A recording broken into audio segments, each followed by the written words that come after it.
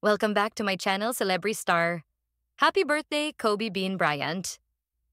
Si Kobe Bryant ay isang kilalang Amerikanong basketball player na ipinanganak noong August 23, 1978, sa Philadelphia, Pennsylvania, at pumanaw noong January 26, 2020, sa isang helicopter crash.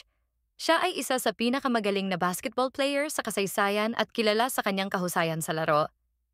Napakaraming ang Pinoy ang siyang naging idolo sa larangan ng pagbabasketball. At ito nga ang mensahe niya sa To the Pilipinas. Philippines, thank you so much for the tremendous honor.